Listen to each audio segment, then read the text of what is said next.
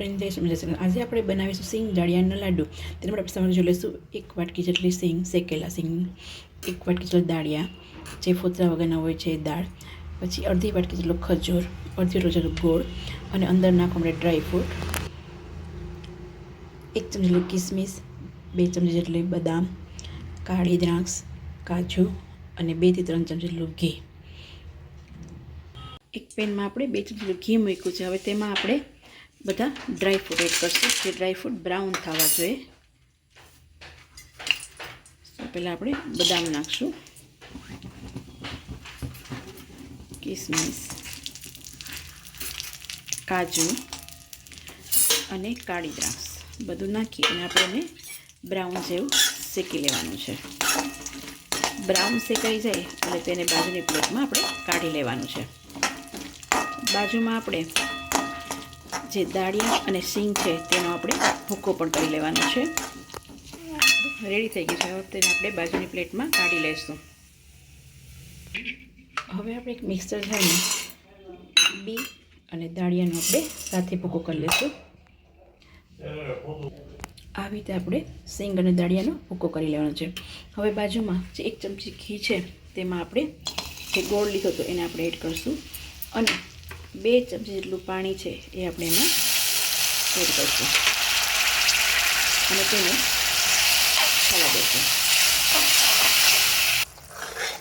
આવી રીતે આપણે ગોળને એકદમ ઉકળવા દેવાનું છે. ગોળ એકદમ ઉકળી જાય છતાં કે ઉપર ફેણ વરે એટલે આપણે હવે એમાં જે ભૂકો લીધો છે આપણે એ ભૂકાને એડ કરવાનો છે.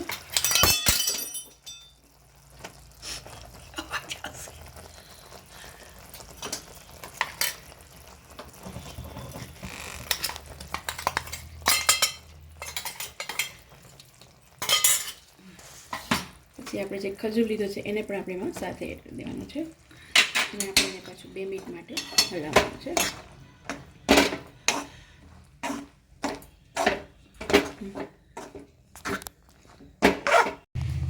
હવે જે ડ્રાયફ્રૂટ આપણે શેક્યા હતા ઘીમાં એને આપણે આમાં નાખી દઈશું અને 2 મિનિટ આપણે પાછું મિક્સ કરીશું.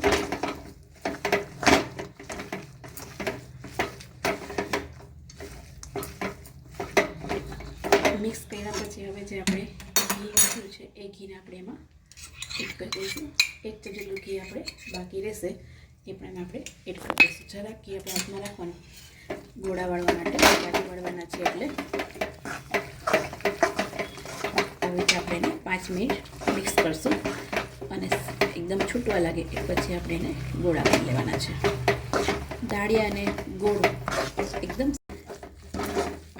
રેડી થઈ ગયું છે. 2 મિનિટ આપણે ઠંડુ થવા દઈએ અને પછી આપણે એના લાડુ વાળી લેશું.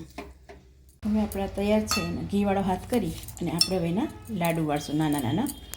જેમાં દાળિયા અને બીનો ભૂકો છે એકદમ સારો, ગોળ અને ખજૂર પણ એકદમ શિયાળા માટે સારા. શિયાળાની સ્પેશિયલ આપણી આ વાનગી છે. આવી રીતે આપણે લાડુને વાળી લેવાના છે અને હવે આપણે એને સર્વ કરશું. તૈયાર છે આપણા સિંગ દાળિયાના લાડુ.